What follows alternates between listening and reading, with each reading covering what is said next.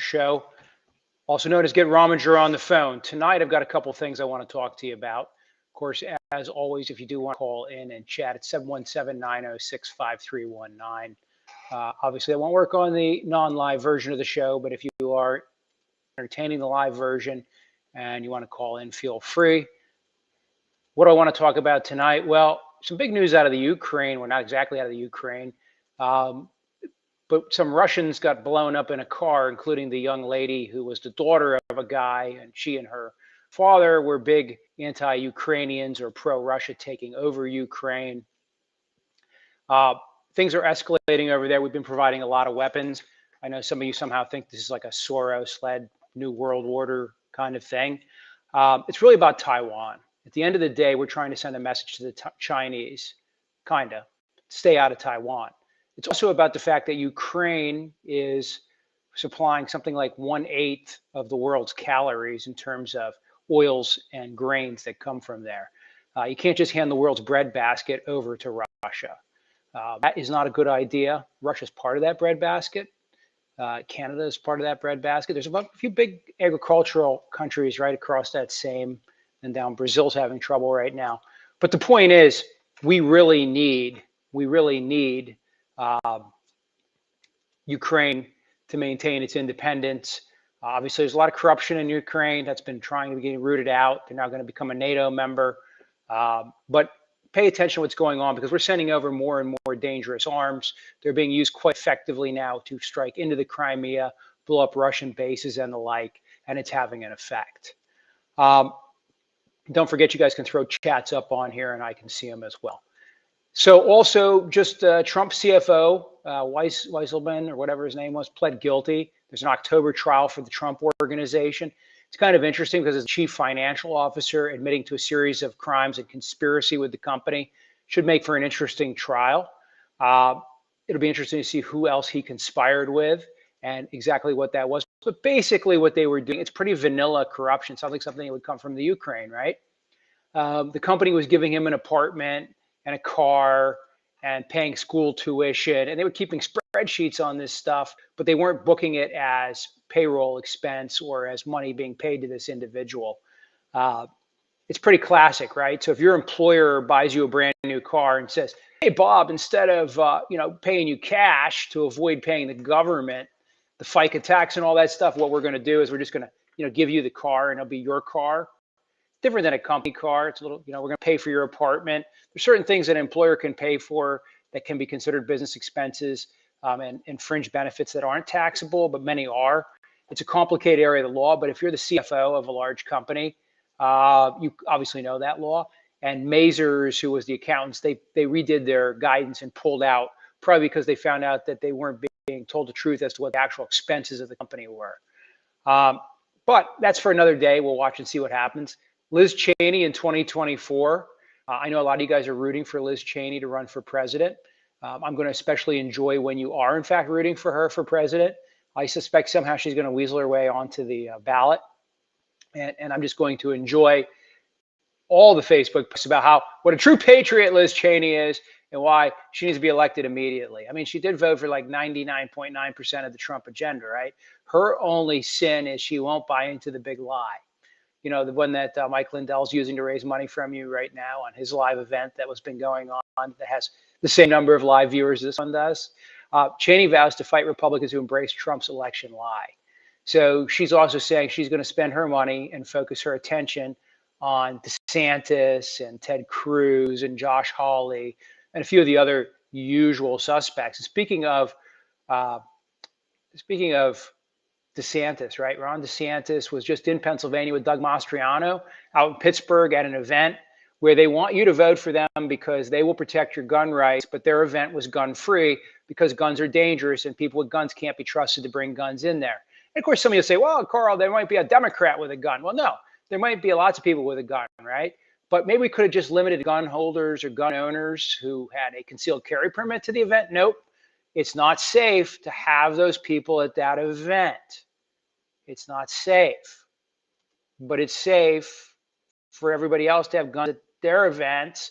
And you should have teachers armed at school, and you should have guys in the mall walking around with a side piece strapped on, which I'm all for. But I think the politicians are selling you out when they want to be protected, especially, right?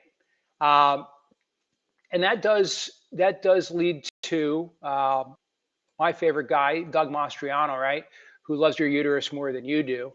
He has an oath keeper on his personal security squad. What's that all about? Come on, you guys want a Republican, right? I voted for the other Republican.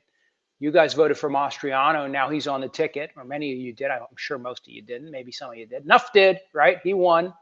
No Lou Barletta, no electable guy, right? Instead, we got Doug Mastriano. So you want to make him electable. So one of the things he should do, right, he should dump Gab, which he kind of did with the anti-Semite stuff, right, the anti-Jewish stuff. He still hasn't really done that, but he's kind of done that. And now we find out he's got an oath keeper on his personal security squad. Remember the oath keepers? They're actually indicted for seditious conspiracy. They were the ones who were actually running a column into the Capitol and were exchanging. We're going to learn more about that. But the oath keepers are right-wing paramilitary dudes and not really patriotic, not really who you should be supporting. But Doug Mastriano has one right now. He took his name off as a leader off their website, right? But now he's running around as armed security with Mastriano. You can read about it in the newspaper. That does seem interesting to me. It's problematic.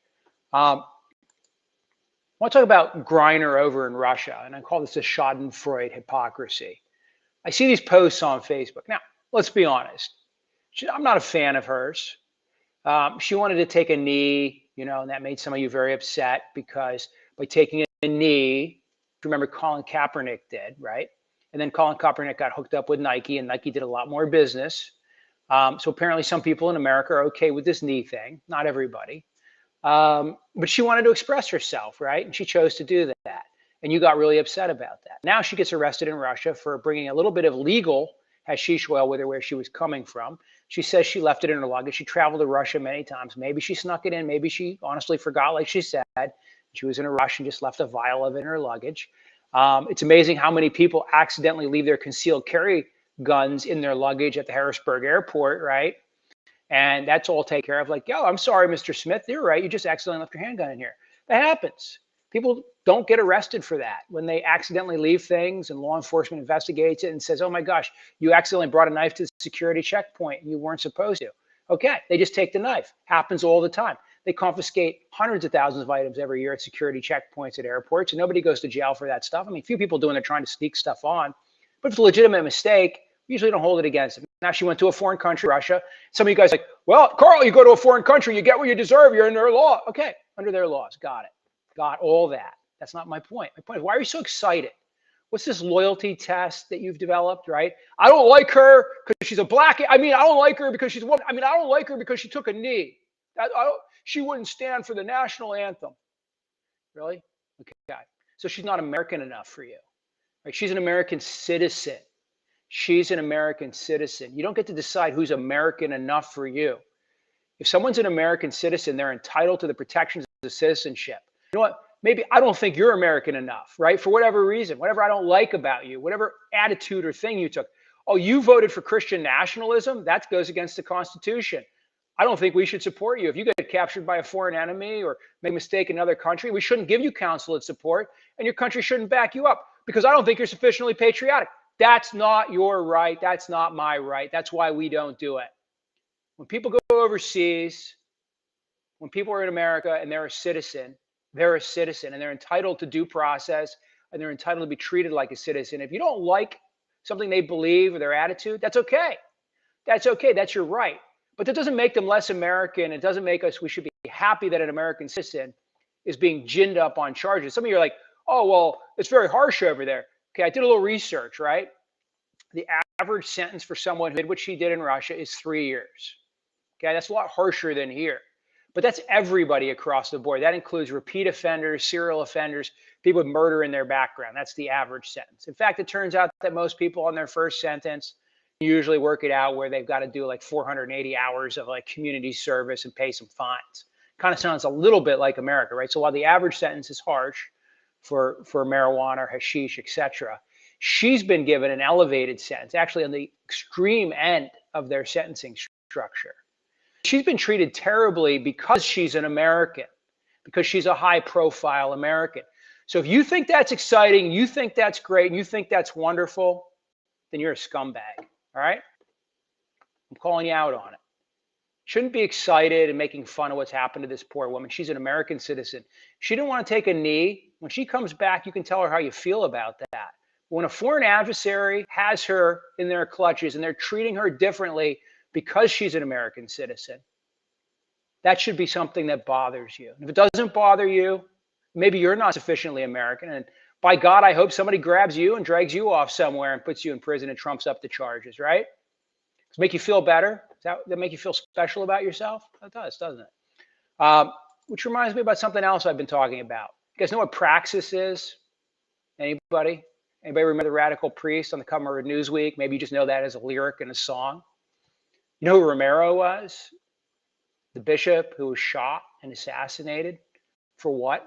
For advocating for the poor, right? The Radical Priest, the Catholic Church, something called Vatican II. Anybody remember any of this stuff? If you don't know any of this stuff, then you don't know the history of religion in America or the Americas or the West, right, for the last 75 years. But that's okay. I forgive you. We can't all know everything, right? But what you do know, prayer and action, that's praxis, okay? So many of you claim to be very devout. I see the posts. I see the holier than thou stuff. I see the, I believe this, and abortion's evil, and the woman's going to go to hell, and I'm a good Christian, but I think that Griner should suffer in prison, and I think that poor people should starve to death, or I don't think we have the resources to help them. Well, read Matthew, right? Christ said, when you minister to the poor, you're ministering to me. When you give to those who don't, to the prisoner, to the criminal, to the poor person. I'm not telling you you're doing anything wrong. What I'm telling you is you're adopting all the wrong attitudes. Jesus was a liberal. Some of you are like, no, Jesus was a conservative, Carl. He's a conservative. He's a conservative. Do you know what a conservative is? Conservative is somebody who wants to keep things the way they are. That's the very definition of conservative. The secondary definition is believes in personal freedom, personal accountability, all those sorts of things. Jesus showed up as a radical and said, remember, he went to the temple, which was the center of power. And he threw the tables over because he didn't like what the government was doing. He didn't like what the government was doing. These money changers and these lenders and this carnival in our temple. Remember, the king and the religion and the people in charge were the same. Government and religion were intertwined in those days. That's before the separation of church and state that our founders knew about. That radical liberal Jesus went in there and did that. Now, some of you will say, oh, but he said, render unto Caesar what is Caesar's. He also said in the same verse, and render unto God what is God's. Okay? And he was talking about Caesar's coin, but he was also talking about God's law. And then he tells you how you minister to the poor and what you do. So again, I'm not super religious. I was raised in the Christian faith. I know quite a bit about it. I think one thing that a lot of Christians are guilty of is not actually reading the Bible. Maybe you attended some kind of Bible study where you read a couple passages. Our friend Don Stevens, who likes to comment on the Facebook stuff quite a bit, throws a lot of stuff up there. Praxis is reuniting at the end of August. Okay. Yeah. I like that. Kelly Jacobs says, you're right. She's probably in trouble because of a transgender thing. They're turning her back to male. Oh, good Lord. All right. Yeah, Praxis is not a band. Okay, back to what I was saying here. You can't have it both ways, okay? You can't be a good Christian and be Christ-like and not turn the other cheek. And that means, now, this is where I get to be a little inconsistent, right? Because I don't claim to be a straight follower of Jesus, right? So I don't have to turn the other cheek. You do, if you're a straight follower of Jesus. I don't have to bring all the immigrants into the country because I'm not a straight follower of Jesus, right? Now, there's a more nuanced argument on that, which is you can't do charity, you can't support the poor if you don't have money to do with it, right? So if you kill all the rich people or tax all the rich people to death, then there's no money to go around. Tax all the rich so are no rich no more. Remember that line from the song?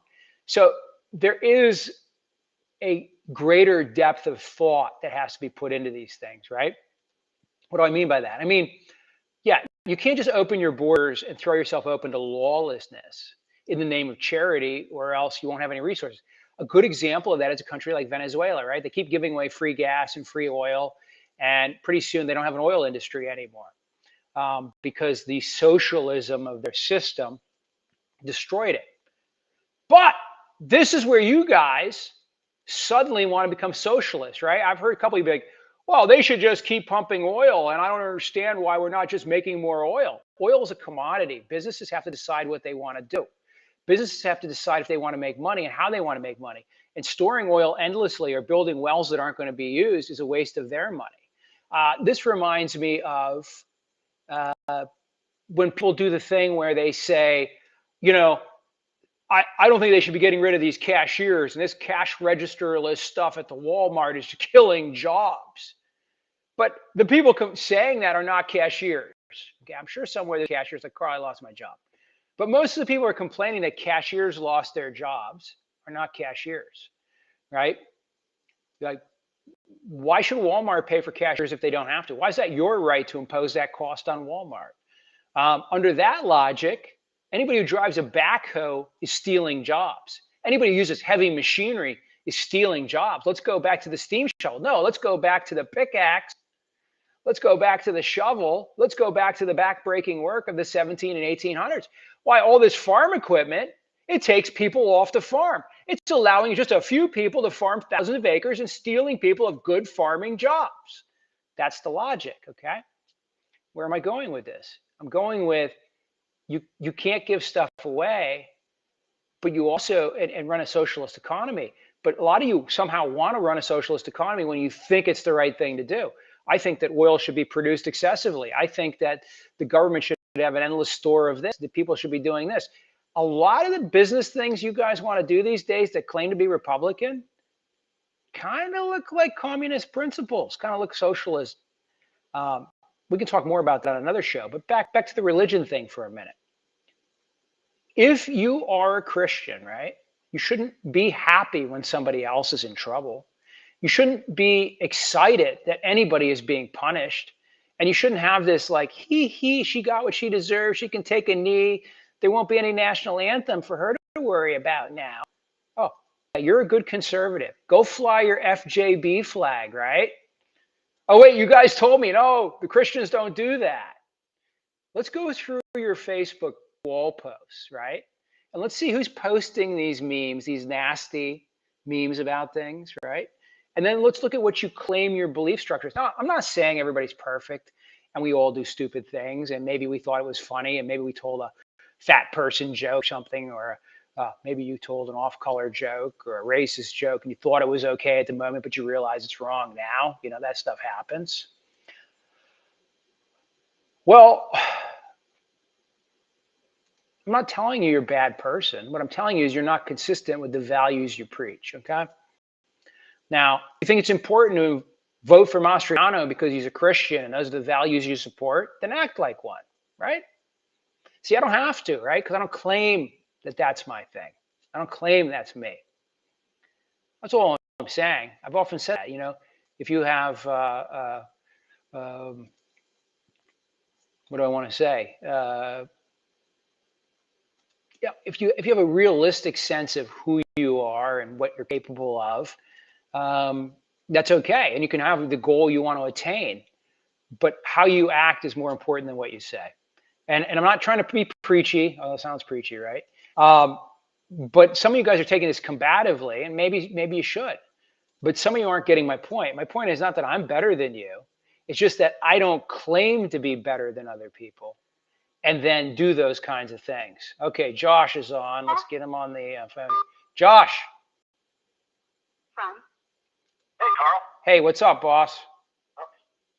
Not a whole lot. Just another nice night here in Pennsylvania. It is. Hey, did you catch this report about Mastriano having a oath keeper on his personal security force? Yeah, it's interesting. Yeah, the Lancaster newspaper, who he's been warring with, just broke the other day. So I'll be. Is he like currently a member of the Oath Keepers, or he was formerly an Oath Keeper? Well, that's the question. He was an Oath Keeper, and he was on the website, and then he was running around with Mastriano as part of his personal defense team or something like this. And then somebody questioned him whether he was an oath keeper, and magically his name came off the oath keeper's website. So maybe, like anything else, maybe he just hadn't paid his dues and they took him down, or maybe he actually was no longer a member. And when somebody questioned him, they're like, oh gosh, we forgot to take Bob off the website as the secret lieutenant of the 3rd Militia. Or he took it off so that Mastriano can continue to run around with the oath keepers like he did down at the Capitol and pretend that he's not an anti-Jewish, anti-Semite wackadoodle. I don't know. A lot of possibilities. Well, I think there's, some of those keepers that were at the Capitol, but certainly not all of them. No, not all of them. No, but if you're, here's the thing. If the NRA officially supported beating your wife, you might, disavow your membership, right? Because it's outside the scope of what they do. And if the oath keepers, if the oath is to protect the country from I don't know what, and then they run down to the Capitol, some of them, I would think that some oath keepers would disavow the guys who did that, according to leadership, wasn't it the national leader or something? Or they would disavow their membership in the oath keepers just the same way military guy resigns when he's given an illegal order. I want to know something. From your perspective, did any of the oath keepers actually enter the Capitol? Yeah, I believe they have pretty good video I've watched of the guys meeting and talking and then putting their little columns together and then actually going right on up through. And I believe they're actually the guys who broke the glass initially at the one location. Now, people can fact check me on that, but I'm pretty confident. Hold on, because I seen the lady in the room upstairs. She was saying, okay, she was in the room with AOC, I think it looked like, and she was saying that, well, they broke the window downstairs. You got to go downstairs and then to the room next door, and then you got to leave from there, so it looks like you're part of the group. So now, whenever those people broke that window, was that one of the bulletproof windows, or was that like a window that was kind of made to be broken, like candy glass? Well, here's the answer. Here's the answer. They beat it repeatedly with a shield very, very hard. But there is video that shows, and you can watch, they actually single out the people coming up through and identify them, and you can watch the column come up through and the whole 9 yards. So, Josh, I'm going to leave that to another day, okay? But I'm going to tell you that hundreds of people are being found guilty right now, right? And about 2,000 people are ultimately going to be charged, they say, with the breach of the Capitol. Some people aren't being charged because there was actually just a guy, who was in there, kept his job, wasn't charged, etc. There's been a ton of people, depending on what they did. If they assaulted an officer, they're all trying to charge all those. If they broke or destroyed property, they're trying to charge them. If they were just dumb asses wandering around inside the Capitol when they knew they shouldn't be in there because they thought that somehow there was a big steal going on, those people, majority of those people have not been charged. Obviously, like any other criminal investigation, you're guilty, you're innocent until proven guilty. So some of the folks have had their cases dismissed, and a bunch of them have pled guilty and a bunch of them, by the way, have said after the fact, this has really ruined my life. My friends don't want to hang out with me anymore, and I don't know why I did this. I just thought that one guy actually ran with a jury trial defense that he thought that President Trump ordered him into the Capitol. Obviously, the jury rejected that. But a lot of these guys really feel like that they were told, and it's interesting because there's a video that shows what happens when Trump finally put out the video that's saying leave the Capitol. They all started telling each other, oh my God, it's official. Trump wants us to go home. So they went home. So I believe a lot of them when they said the only reason. I mean, you have some people like Cheney, some of the first people that were in there that said, Trump let him into the Capitol. But you have a lot of the people that were subject to other provocateurs that were there. Like, repetitive names, but I heard there's another individual too besides the F. Yeah, and directing people into the Capitol. And so let me ask you a question. Let me ask you a question, Josh. Josh, serious question for you. Let's say we're at the Walmart at 4 a.m. and it says closed on it, right? And some people are going in, and the Walmart's not open for business right now. And I'm like, hey, Josh, just go in, man. Just go in. It's okay to go in. What apparent authority do I have to tell you to go in? Am I the Walmart manager? Nobody. Right, I'm nobody.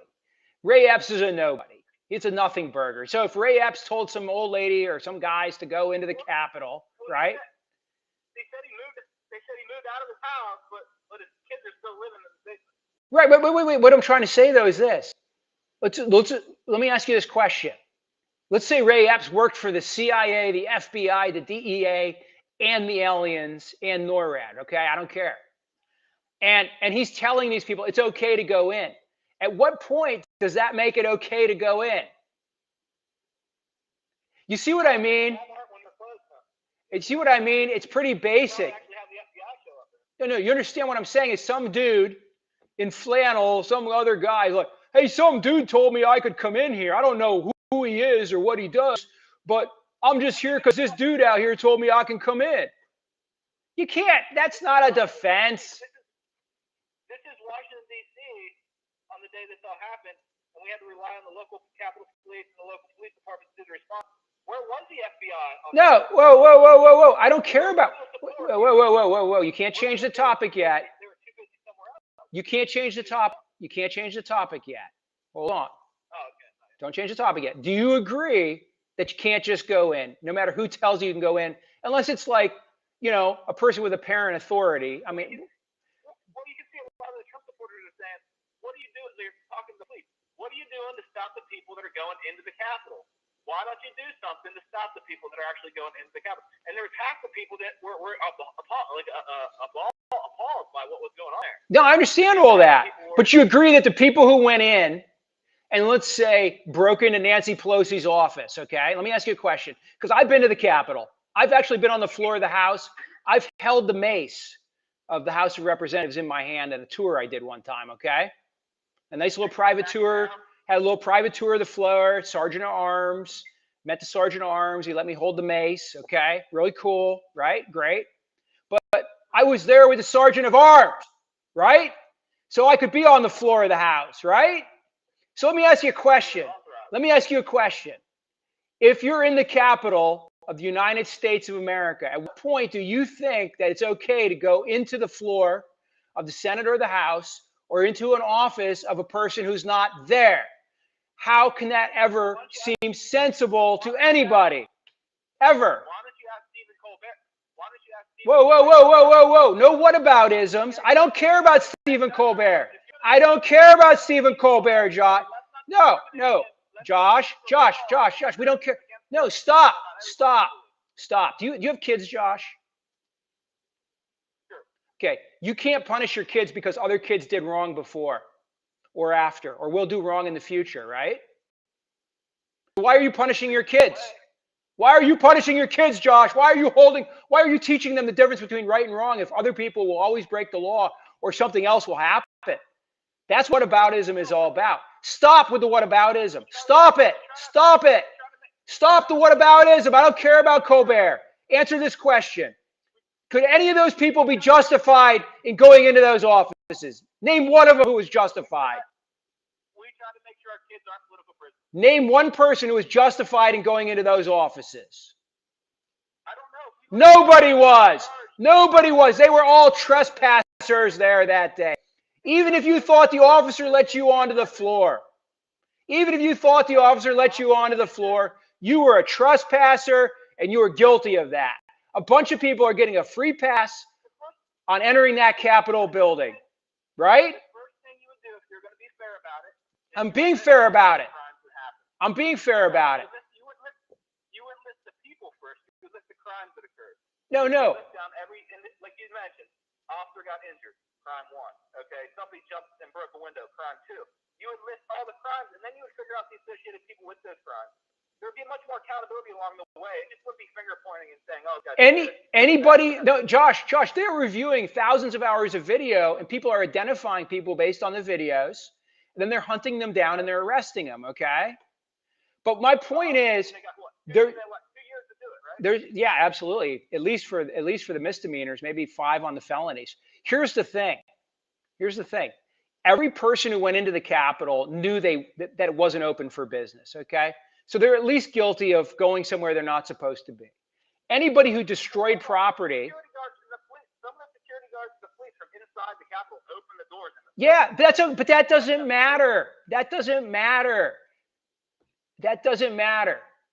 Unless they specifically say, please come on in. Okay? But I'll grant you this, Josh. Josh, let's say you were there. All right, Josh, Grant, let's just play lawyer for a second, okay? Okay, sir. Some people were allowed in. At what point, when they were allowed into the building, were they allowed to go into offices and touch things, destroy things, defecate on things, or urinate on things? At what point was that officer clear them for that behavior? And the answer is 0, right? Okay, at what point was the FBI? Stop. Records that weren't classified. Stop. That were actually records that Trump had on Russiagate. Stop. See.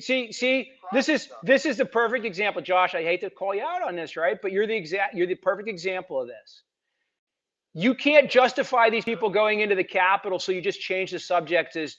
But what about what about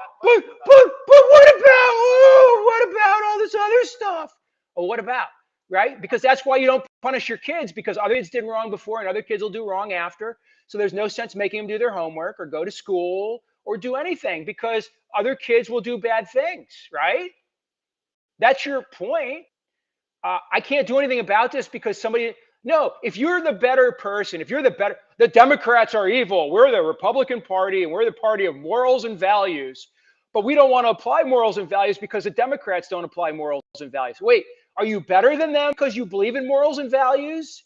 Or are you better than them because you believe in morals and values but don't apply morals and values because they don't apply morals and values? So what you're saying is anybody that went into the Capitol on January is guilty of a crime. Is guilty of a crime. But they didn't have moral core values. No, you're not understanding what I'm telling you. Every time you say, what about? Every time you bring up something different and refuse to make a moral judgment. So just repeat after me. I want you to just follow along. The people who went into the Capitol were not authorized to be there. And therefore committed a crime by entering.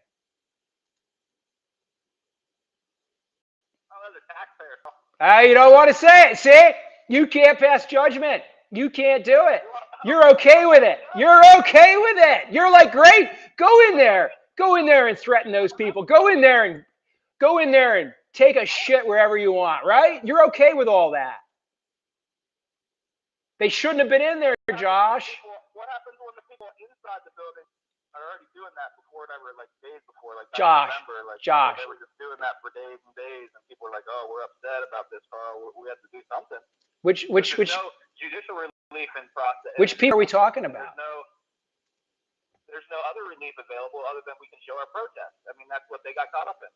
They got caught up in, right? I mean, but you can't. You have a right to. Wait.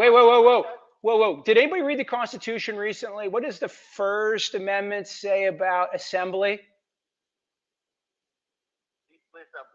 Peacefully, right? Yep. Peacefully. They could have done that in the mall over by where Trump was. They didn't have to.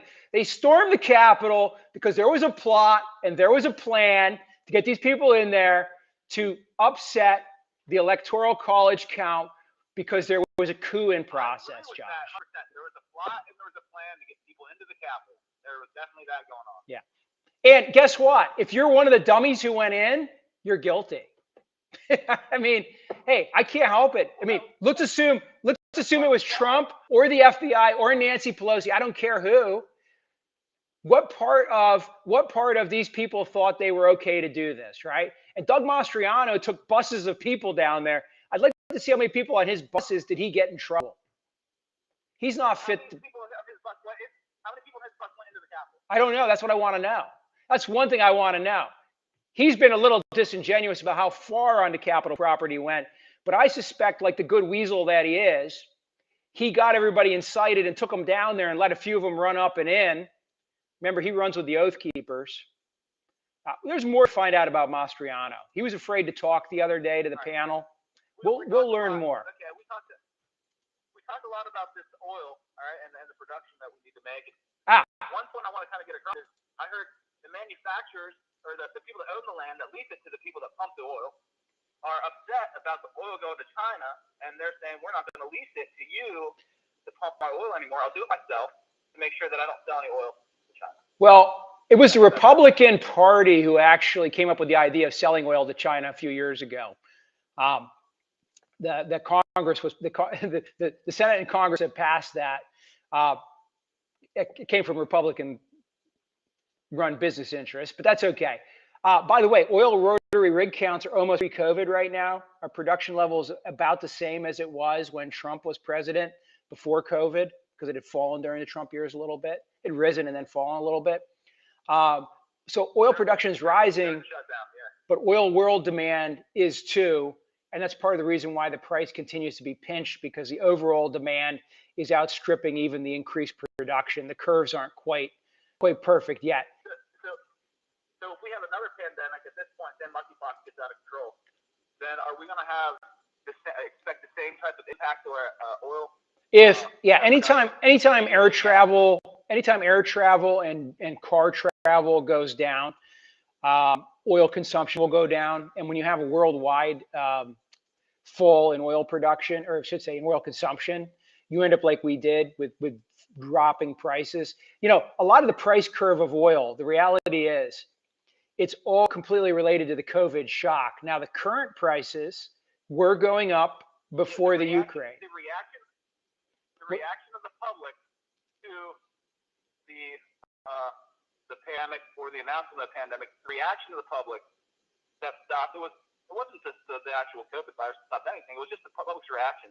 Right. Well, it's interesting because a lot of people will say, oh, this state governor kept the state open and this state governor locked the state down. But what the cell phone numbers and the Visa numbers and people buying things show is that people in states that didn't lock down still travel a lot less, went out to eat a lot less, because there was basically a voluntary lockdown of a good percentage of the population. Hysteria. Yeah. Well, let me ask you a question. Now, a serious question. So let me take you mentioned something here about Yeah. Pennsylvania, right? In the shutdown, right? There was 124 restaurants that were targeted by Tom Wolf. None of those restaurants were franchises. None Right. of those restaurants were, multiple locations. None of that. It was all private individuals, private restaurants, and they got targeted specifically by Tom Wolf.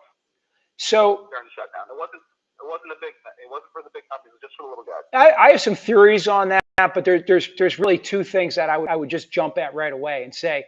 Number one is the big corporate guys are better at playing along because they have the financial wherewithal to do that, right? Whereas a lot of the mom and pops, they literally couldn't afford to restructure the business or restructure the way they needed to stay open, if that makes sense. They really couldn't go a month without revenue, where some of the big chains could take a dive on that. They told them that they weren't allowed to have customers unless they had masks on their face, and people bought into that. Yeah. And then when they bought into that, they said, "Oh, well, we don't have any customers now." And then, we had to shut down. We went out of business. Yeah. Oh. Yeah. Well, listen. Now let me. If you know nothing at all about enterprise, then that type of thing could so easily happen. Oh yeah. The mask problem. Listen. At all whatsoever, you try to prevent that, especially if those people are paying taxes. Listen, the mask problem is a big deal. But let me just bring you back to something I just want to say about the pandemic. Imagine that COVID had been slightly more fatal amongst children and middle-aged people. Okay, the death rate's fractional. It's marginal in healthy people, middle-aged and lower, right? Very little. But imagine that 5% of everybody who caught COVID died of all ages. Okay. Well, yeah. Just imagine that was the case. I mean, you agree that if a new pandemic comes out, right? If a new one emerges at some point, and it's killing 3 to 10% of everybody who catches it, we are going to have we're not going to need government lockdowns, right? Everybody's going to stay home on their own. Where would it come from, though, Carl? I mean, what do you mean, where would it come from? Where would it come from? Okay, let me back you up. Okay, wait, Josh. I always love this stuff because. I mean, they just adapt. I mean, if it was some type of cold virus from before last all right, year. Josh. To a new cold virus. Josh. Wait. I can blow up all your conspiracy theories in one fell swoop. Now watch. Okay, it's possible that somebody could bioengineer something and escape, right? It's also possible somebody could release something intentionally and bioengineer it, right? But we also know, no, hold on, Josh. We also know from history, right? What percentage of the European population died from plague? Do you know? I don't know. It killed about a third of everybody who caught it, okay? Seems like a lot of people. It's like It killed a lot of people, right? They didn't have modern medicine at all, okay? So they couldn't even give you an IV, okay? If you were but listen. Oh, wait, hold on. What percentage of people who get Ebola die, okay? It's very high, okay? There are diseases that exist without any genetic engineering or any scientists necessary, any foreign state, any China, Wuhan, whatever. They exist. They occur naturally. Large populations collapse periodically due to disease throughout the animal world, okay? And the plant world for that matter. That's not an unknown phenomenon. You follow me? We've seen it happen in the past. I mean, smallpox. Right. So my point on that is don't just get too caught up in the theory that, well, where would it come from? It could just come from Mother Nature. Some virus in some. No, it has. And Mother Nature, the human body is pretty like a resilient thing. It takes Josh, set it off its course. You know? Josh, how many people die every year from malaria? I don't know, Carl. It's in the millions. It's in the millions, buddy. There are diseases out there right now killing people in the millions. Oh, the world. Huh? It's hard to say. The world's a big place, so it's hard to get information from the whole planet. You know But my point is what I'm trying to tell you is the idea that something could arise that would easily kill lots of people is something that scientists have known for a long time. The great influenza killed a lot of people in the United States and around the world in 1918. Right. That was just 100 years ago, okay? Spanish flu, all these. That's right. So, and there was no genetic engineering back then. Nobody went back in a time machine and sent that back in time, okay? There was just no records that you could get anything like that, like, you know. Of time travel? Grandpa got what doctor was doing there and who on. But they don't have that. But understand that even if your conspiracy theory is true, it can happen otherwise. And we have to be ready. But my point is, Josh, my end point is this. Close to the point of talking about what's happening in the housing market, because we talked about oil, right? Like, let's take over how it's going to work in the housing market. The housing market's not going to crash anytime soon because we don't have enough houses. Well, why is that? Why is that? Because in 2008, we had a big slowdown in the real estate and construction industry from which we have not yet recovered. It's estimated that we are 10 million units of new construction behind because of that crash. What's happening to the existing houses on the market that's for sale? They're selling, my friend. They are selling. They're not selling as fast. Who's buying them? Who's buying them? All kinds of people are buying them.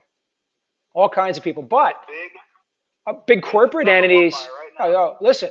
The biggest buyers are invested banks. Right, which started, but that started 10 years ago. That started 10 years ago. That's not a new phenomenon. And I didn't see Donald Trump saying, "Oh my God, this is bad. Let me do something about it." It's not that new. It's not that new. It's a new thing. I used to heard it expressed like this. At one point in the past, no one person owned more than 1,000 homes. Okay. Now we have one bank owning tens of thousands or even more. Listen. There were two guys in Cumberland County. Different dynamic in real estate. Listen. There were two guys here in Cumberland County that owned thousands of homes between here and Hagerstown, and they owned them through the 80s and 90s. Right. I know a guy personally from Philly that has 1,000 rental units in Philadelphia, and he had those 30 years ago. There are a lot of people with a lot of property, but the mega banks, the mega money has been buying up housing, absolutely, and they can do it in a way. Here's the problem. The small builders got shook out in 08, 09, and they don't really service those guys with these new giant tracks and things like that. So, Josh, I got to run because it's time to wrap the show up, brother. But always a pleasure. Listen, guys, I just want to go back to this, the point of this show. It's to explore ideas, okay? I like Josh. I like what he's saying. I think he goes down some rabbit holes once in a while. But at least he's thinking about these things and grappling with them.